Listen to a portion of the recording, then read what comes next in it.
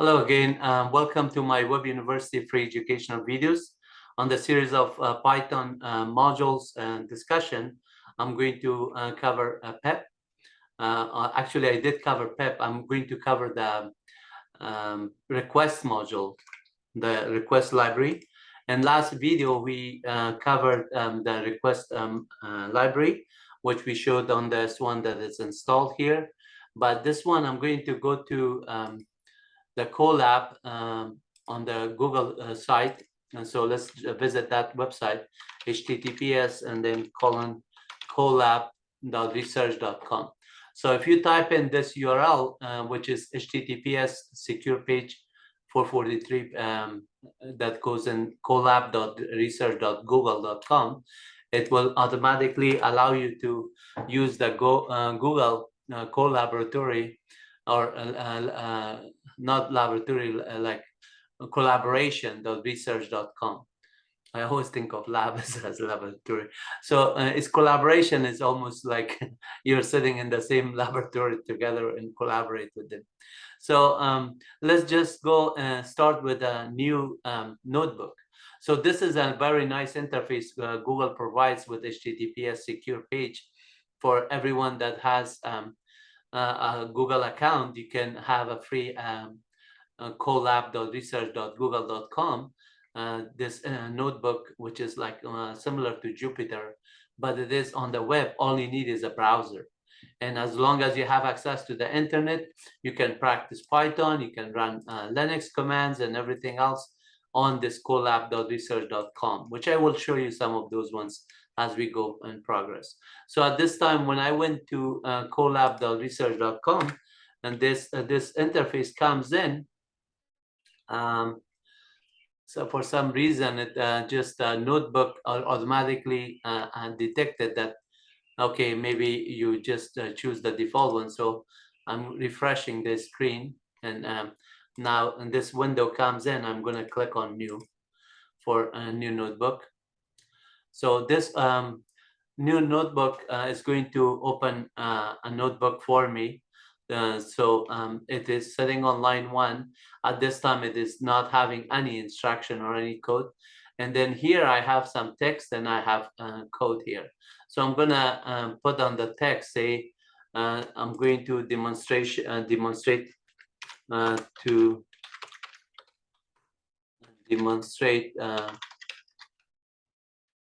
the Python request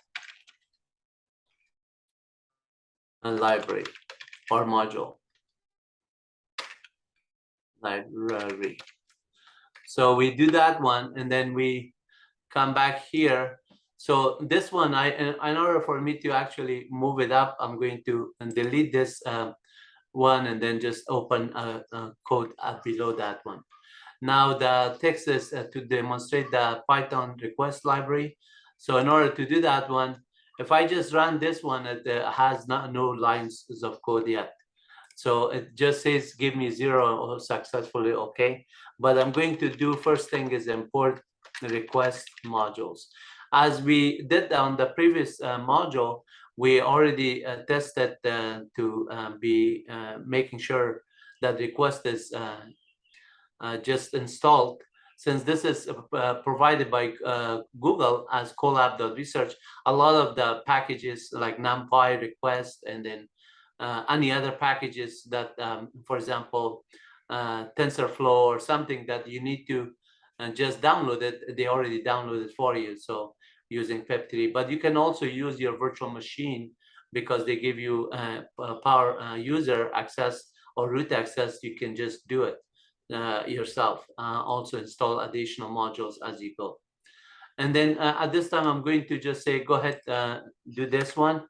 And then as I do this one, and I could say type of requests, by doing that one, I run it. And then on line 2, it just says it's a module.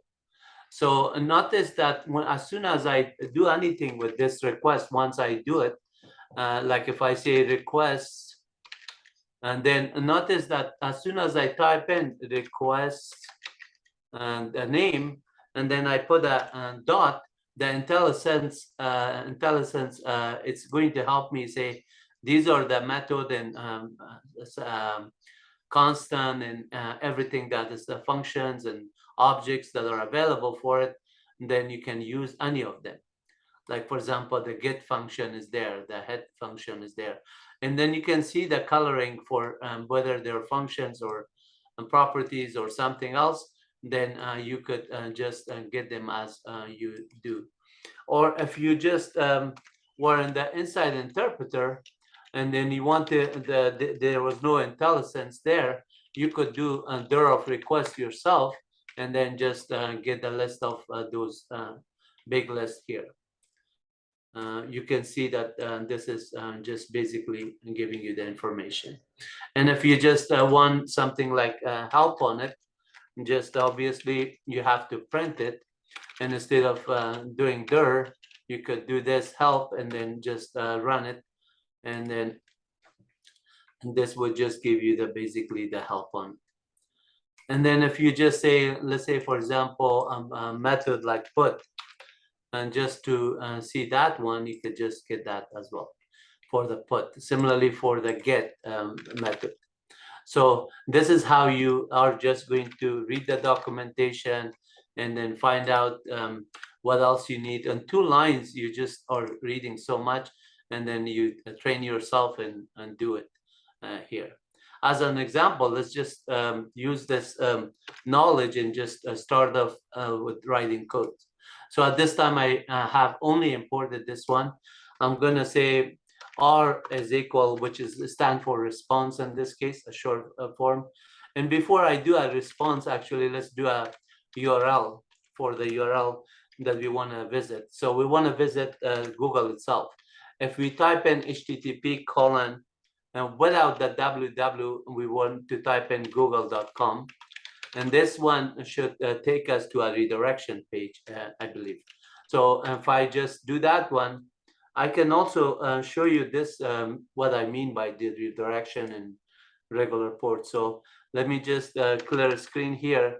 I have installed curl on another example. I installed the curl on Windows. You can type in curl followed by the URL, HTTP, and then say google.com. So when you do that curl google.com, and this is the URL, and this is the curl command, and then it says this page is might move to a 301 redirection. The redirection is actually onto www. But if I just do the www here, automatically it will just go to google.com on port 443, and it's a secure page, and it will resolve it. So let's just go back here and do the same thing without the www, see if we get a 301 for the request module. So request module is going to say request, and then request.get. Now, all I have to do is type in the URL. You see, here it requires URL, the other parameters, but I don't need the rest of them. So I'm going to only do the URL.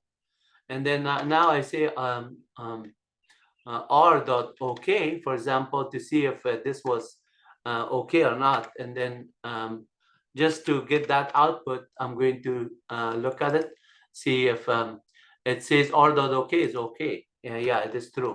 R.status code should be 301 then, because that is 200 actually successful.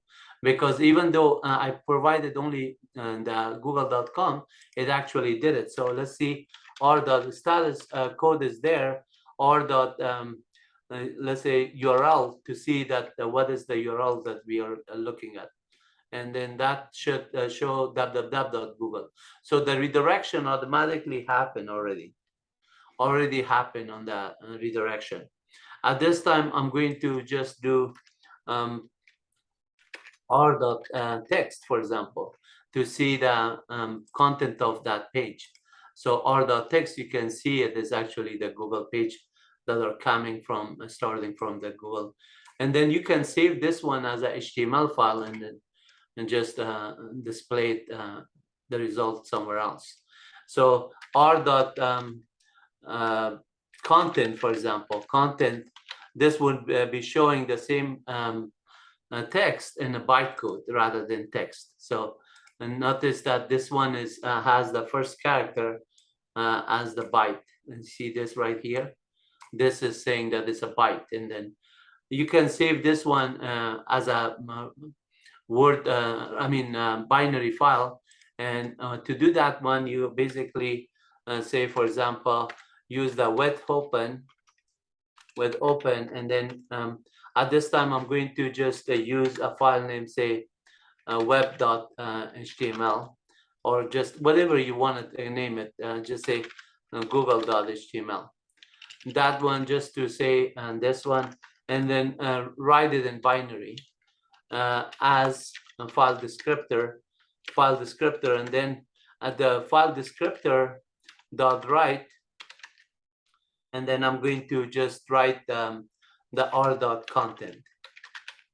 So the r dot content, when you're using the with object, as soon as the file manager is seeing that the with statement finishes, automatically it closes the file and handle. This file handle that I opened for file descriptor.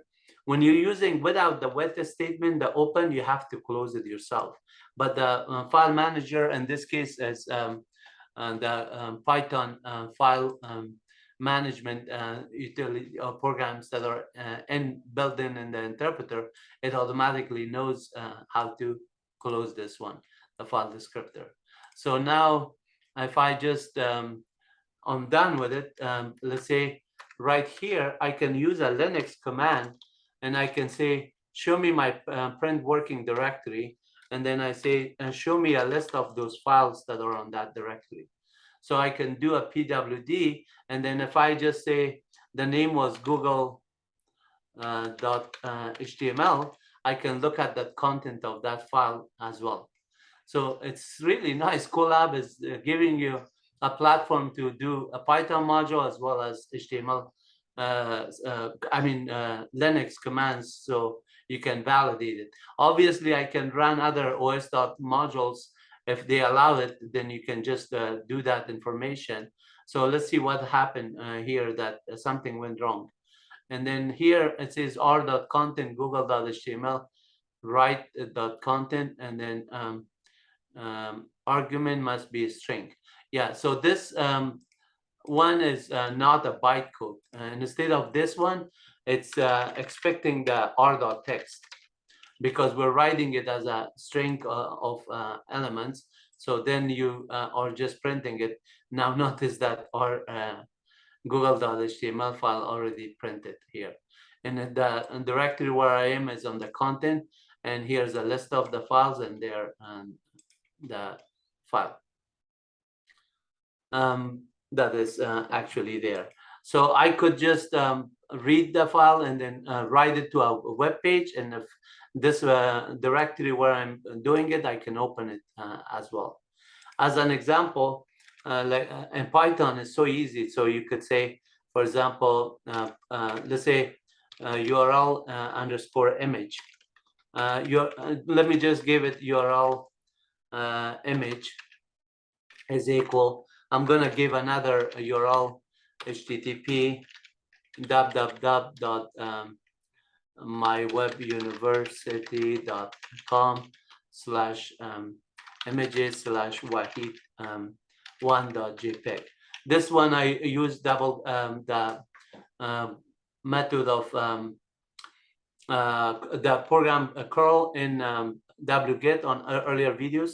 I showed it. I'm going to just quickly show you how easy it is on the Python to just display a page here, and then that page could be open here. So notice here I gave this video, and then I said open it here. Now this one is going to open that page. So there's a lot of things. This one is example 14 to 11 is not a request thing. I could just have put the path to request and then open it there and read it from there, write it. But I just wanted to show you how easy it is, and just creating a string and then manipulating that string. So if I just want to change that content of that image URL, image dot, let's say, make it all uppercase, because it's object oriented, you can do to upper, and then automatically that string will be printed in upper. So let's see, actually I have to use the upper as a function on line 16, and that would just print it in uppercase. So because the URL does not matter what it is, but I'm sorry, the URL matters what it is.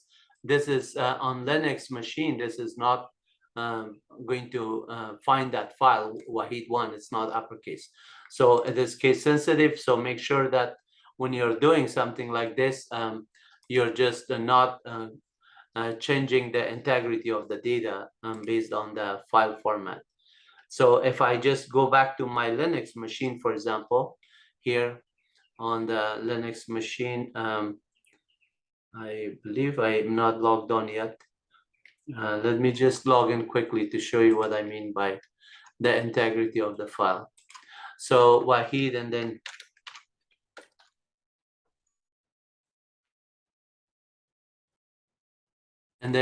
here I'm going to just cd to the directory for user local, I'm sorry, cd to var and html images, and then the file is here, and clear the screen, and pwd ls-l wahid1.jpg. That file, you can see it is in the format that I have. So if I just only change the file name to something, then I can do that here and just give it there. Let's just to show you what I mean by this one.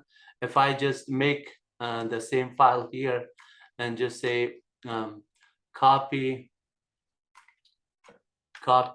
Wahid 1.jpg, I'm going to just call it Wahid 1.jpg. So at this time, and the file, okay, permission denied, I have to do it with sudo. And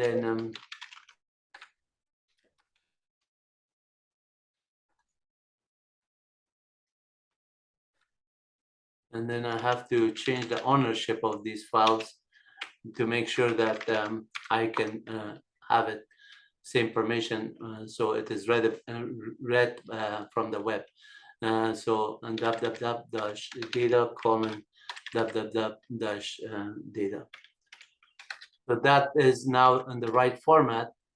Sudo, okay, change change ownership.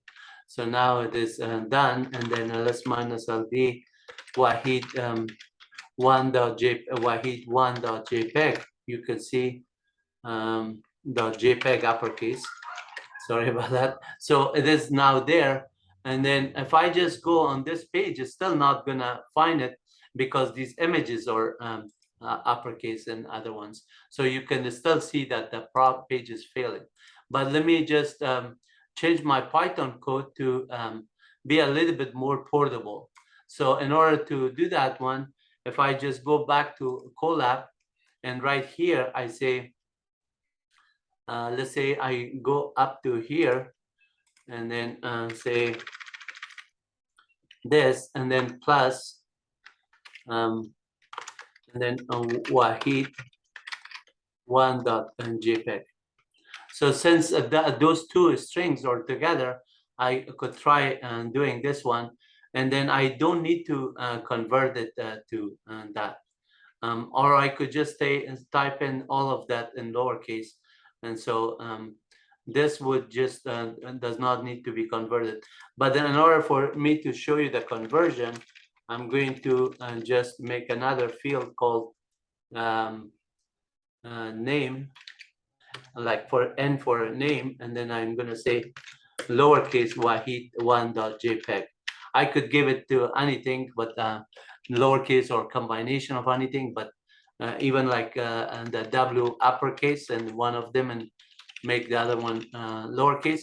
And then here I'm going to say print URL image. So at this time, I'm going to say I have a combination of print URL image plus n dot upper. So the n is the string that I want to change it to upper, and then print those two. Let's see if this line 18 just does what we want to do. And right here, you see that everything else is okay. And line 18, I modified the name to be matching that one. So inside your Python script with the request, you could do similar things. But in order to do the details on inside the request, you need to be able to understand the string module and there. And then I'm going to cover string, list, tuple, set, everything. So here, if I just click now, it's going to resolve.